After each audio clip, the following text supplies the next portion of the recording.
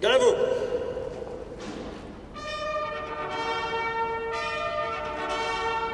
Présentez. Oh.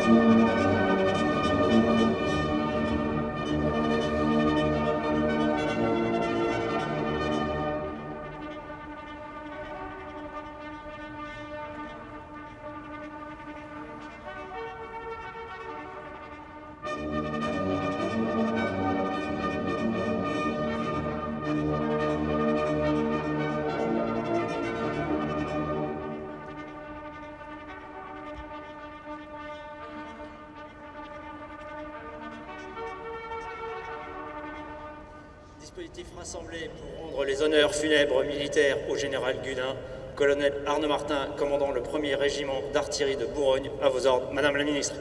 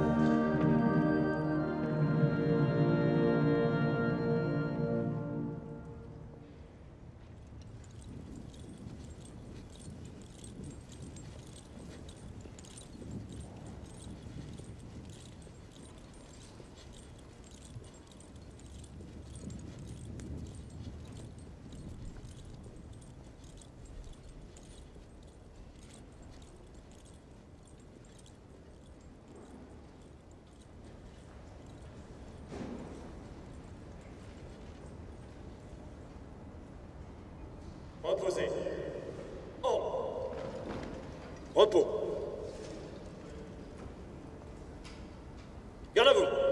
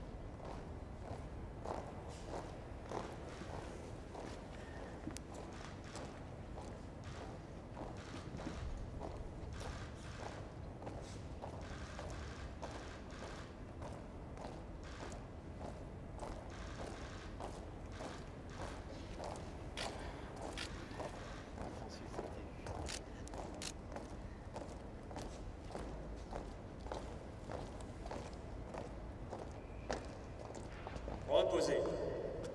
Ordre. Repos.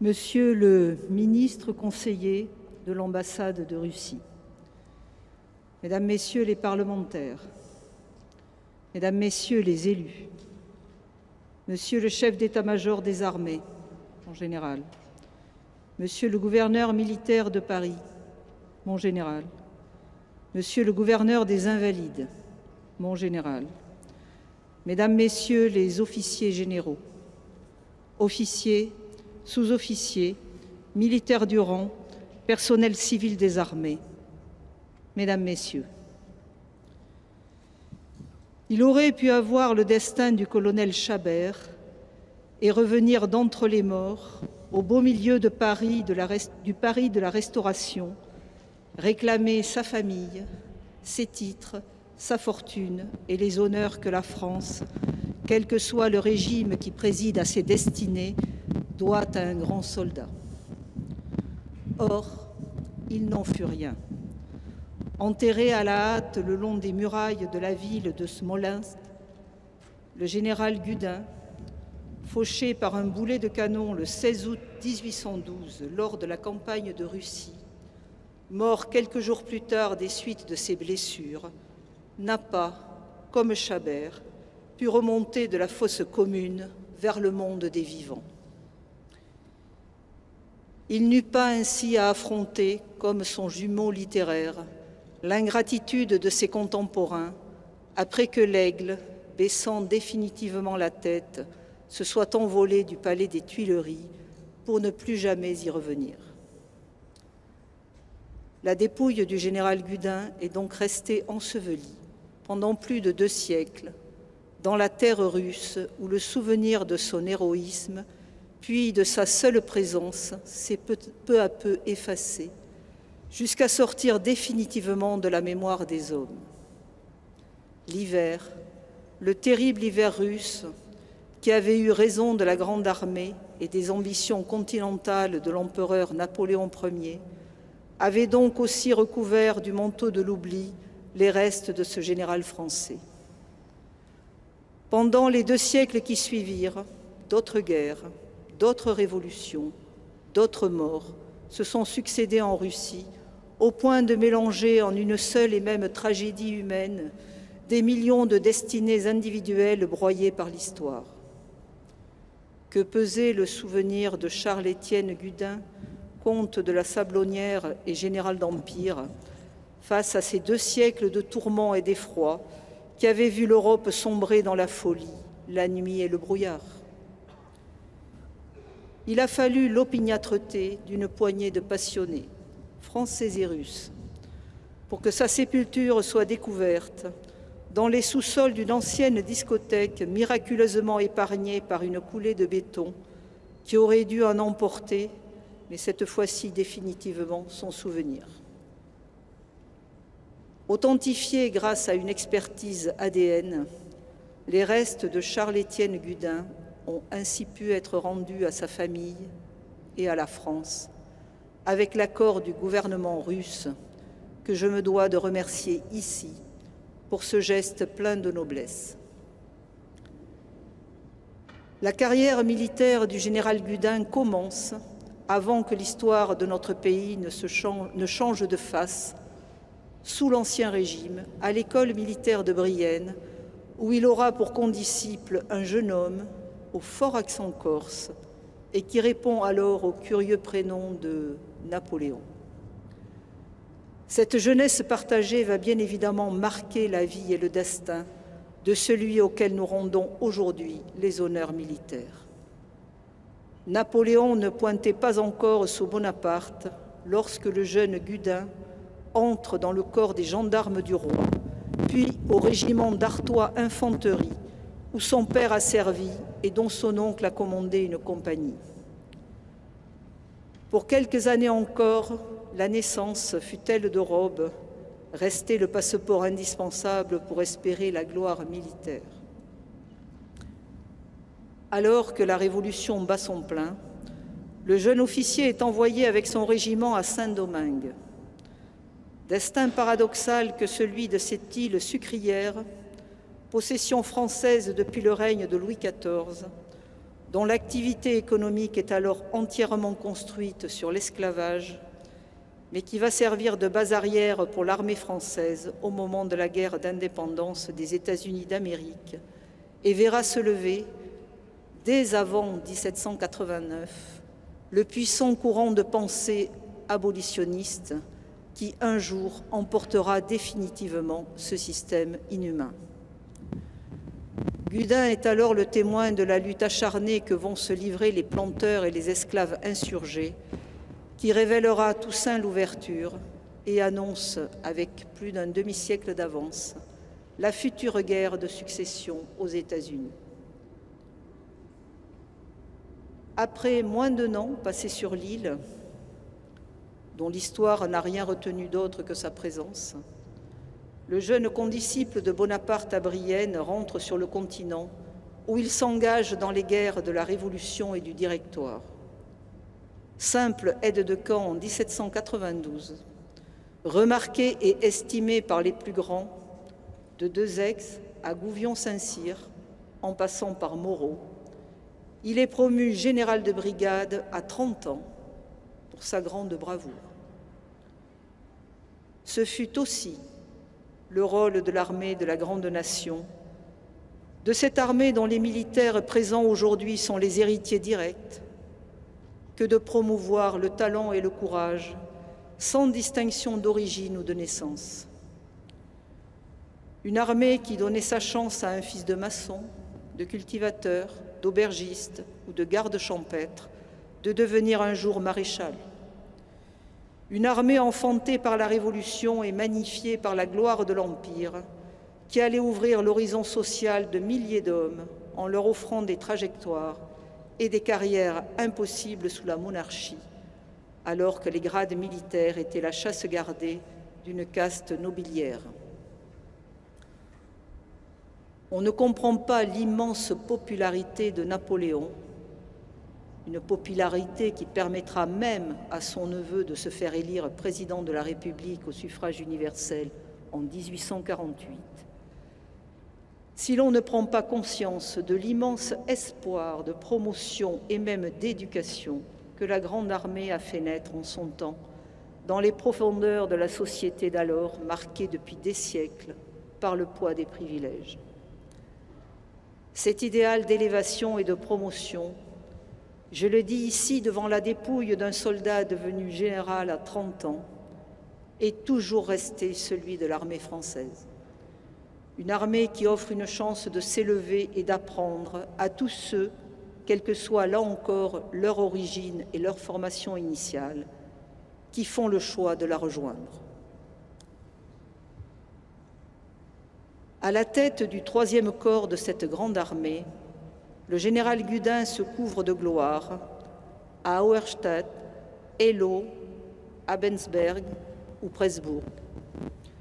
Partout, sa bravoure fait l'admiration de l'empereur comme de l'ennemi. Partout, ces hommes sont les premiers à monter au front, ce qui leur vaudra l'honneur d'entrer les premiers dans Berlin lors de la campagne de Prusse, au cours de laquelle leur général est lui-même blessé. Les actions de ce grand soldat aurait déjà pu suffire à orner une frise de cet arc de triomphe où son nom est gravé pour l'éternité. Après avoir réorganisé sa division en Allemagne, le général Gudin reprend la tête de la 3e division du 1er corps de la nouvelle Grande Armée qui s'engage alors dans la campagne de Russie. Une campagne dont il ne reviendra pas et qui marquera pour l'Empire et l'Empereur le début de la fin, car l'armée française va se heurter au patriotisme et à l'immensité russe. La grande nation voit soudain la grande Russie se dresser devant elle. Robespierre l'avait en son temps prophétisé devant le club des Jacobins. Les peuples n'aiment pas les missionnaires armés. Et ce fut le cas du peuple russe, dont l'héroïsme n'est plus à démontrer. Aux idéaux de la Révolution française que les soldats français transportaient dans leurs bagages, les Russes vont opposer le seul amour de leur pays. Pourtant, une fois la guerre patriotique terminée, c'est le nom que l'historiographie russe donne à ce que nous appelons en France la guerre de Russie, ces idées de liberté, d'égalité et de fraternité ne se sont pas retirées en même temps que la Grande Armée. Un peu moins de 10 ans après Waterloo et la défaite définitive de Napoléon, l'insurrection décabriste éclate à Saint-Pétersbourg pour tenter d'en finir avec l'autocratie et contraindre le tsar à accepter une constitution. C'est un échec militaire, mais un premier pas politique vers la liberté du peuple russe. En 1861, l'abolition du servage libère 23 millions de paysans de la servitude. Et en février 1917, la révolution russe se réclamera directement de 1789 et de son héritage. Alors certes, et c'est là une immense avancée de notre pays, l'armée française n'est plus une armée de conquête. Mais à l'instar de la Grande Armée, elle continue à porter haut ce drapeau tricolore qui, comme le dira Lamartine au balcon de l'Hôtel de Ville de Paris en 1848, a fait le tour du monde avec la République et l'Empire, avec notre liberté et notre gloire. Aujourd'hui, notre armée, nos soldats, partout où ils sont en mission, le sont au nom de la défense de la liberté, de l'égalité, de la fraternité. Oui, l'armée française défend aujourd'hui, dans la grande tradition de Valmy, les intérêts de la France et cet idéal universel qui dépasse chacun de nous. Un idéal qui porte notamment la défense des droits fondamentaux comme objectif fondamental et celle du multilatéralisme comme levier privilégié. Le 16 août 1812, l'armée de Napoléon a mis le siège devant la ville de Smolensk, qui résiste grâce à un renfort inattendu de l'armée russe. Alors que Davout s'empare des faubourgs, la division de Gudin se ferait un chemin à coups de baïonnettes jusqu'au mur de la citadelle. La place est prise. L'armée russe reflue vers Moscou. La victoire est à portée de main, mais le maréchal Ney se retrouve bloqué sur le plateau de Valoutina et donc dans l'impossibilité de poursuivre l'ennemi pour transformer sa retraite en déroute. C'est en lui venant en aide pour essayer de dégager sa position que le général Gudin a la jambe emportée par un boulet de canon. Il est aussitôt transporté derrière les murs de Smolensk, au-dessus duquel flotte désormais le drapeau tricolore, et l'empereur, renouvelant ainsi le geste chevaleresque du connétable de Bourbon à la mort du chevalier Bayard, se rend à son chevet. Le général meurt 3 jours après, et le 23 août, Napoléon Ier rendra lui-même hommage à son condisciple de Brienne dans le bulletin de la Grande Armée. Gudin ne connaîtra pas la fin de l'Empire, ni la défaite à Waterloo, mais il aura appartenu pleinement à l'histoire de l'Empire. Cette histoire dont la gloire, mais aussi les ombres, marque encore aujourd'hui profondément notre pays et l'Europe. À Eylau, où il voit l'empereur à cheval, le jeune Hegel le désigne comme cette âme du monde sans laquelle le progrès n'aurait pas été possible.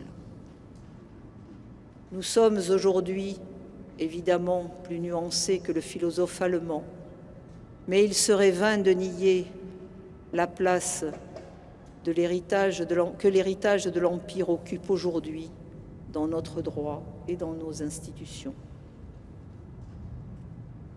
Aujourd'hui, près de 210 ans plus tard, le général Gudin, mort pour la France en volant au secours de l'un de nos plus grands maréchaux, revient enfin dans sa patrie pour recevoir les honneurs qui lui étaient dus et reposer, désormais pour l'éternité, auprès du tombeau de Porphyre et de tous ceux qui, avec lui, ont servi la gloire de la grande nation, la gloire de l'Empire, la gloire de la France. Vive la République, vive la France.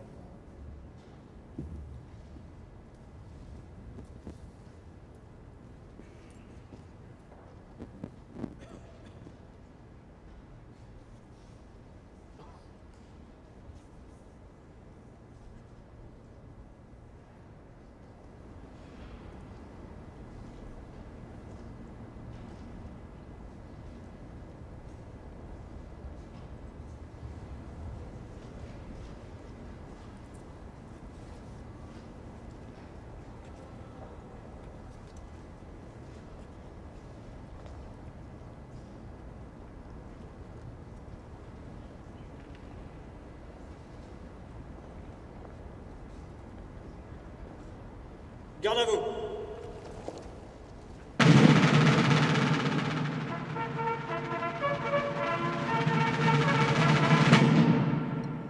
Présentez. Armes.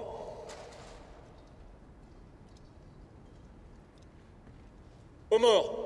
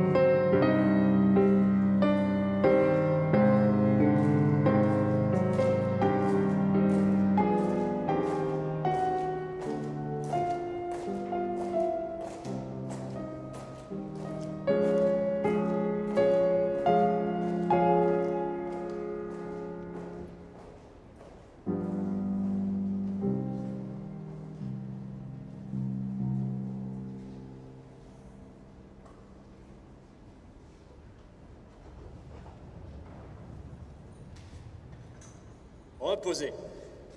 Ordre. Repos. Garde à vous.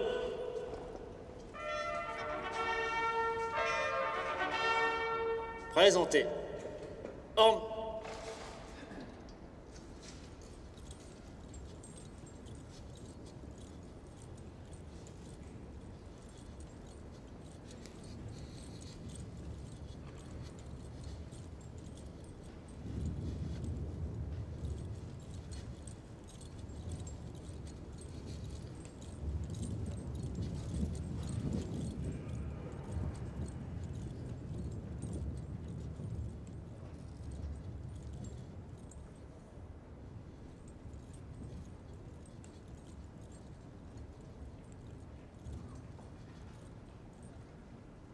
Madame la ministre, les honneurs vous ont été rendus par la musique des troupes de marine, par l'étendard et une section du 1er régiment d'artillerie de Bourgogne, par une section de l'école spéciale militaire de Saint-Cyr, par une section du 2e régiment d'infanterie de la garde républicaine, par une section de la compagnie d'honneur de la marine à Paris, par une section de l'école de sous-officiers de Rochefort, l'ensemble étant commandé par le colonel Arnaud Martin, chef de corps du 1er régiment d'artillerie.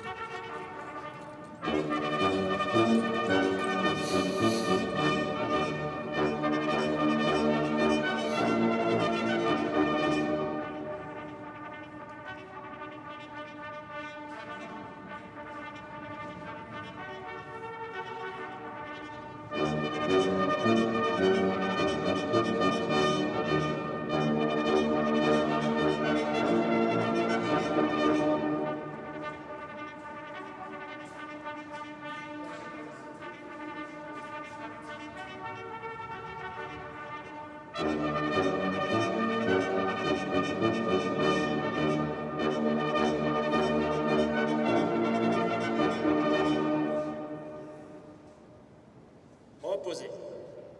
Ordre. Repos.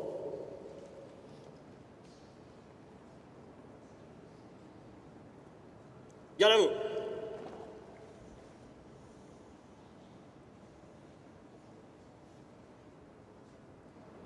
Présentez. Ordre.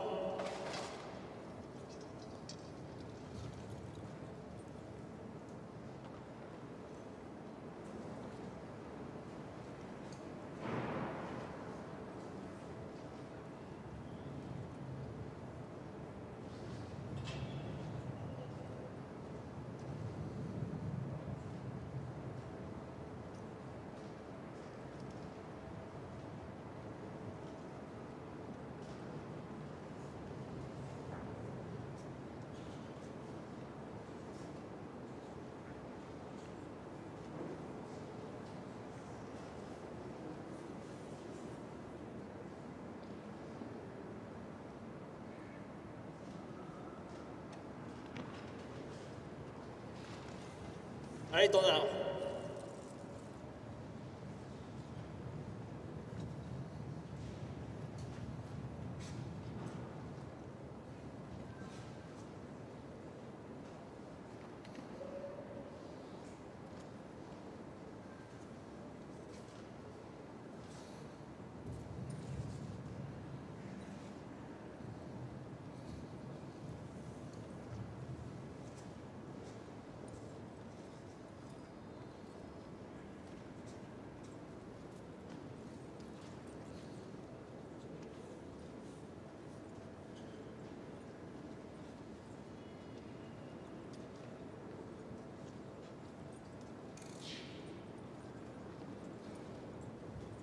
Reposez. Ordre. Repos.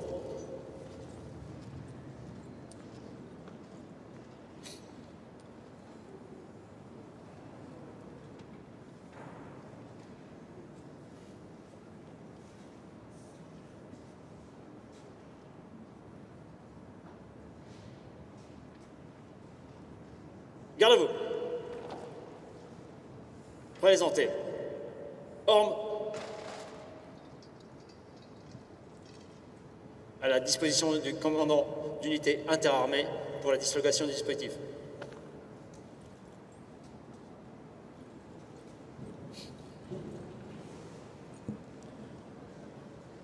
Mesdames et messieurs, la cérémonie militaire est maintenant terminée. Dans quelques minutes, Madame Geneviève Darrieussecq, ministre déléguée auprès de la ministre des Armées, chargée de la mémoire et des anciens combattants, va procéder, au nom du Premier ministre de la République française, à un dépôt de gerbes devant le cercueil du général Gudin, dans le caveau des gouverneurs. Ce dépôt de gerbes sera suivi d'une minute de silence. Cette séquence sera retransmise sur l'écran qui vous fait face. Dans cette attente, une aubade au piano va être jouée. Nous vous demandons de bien vouloir rester à vos places.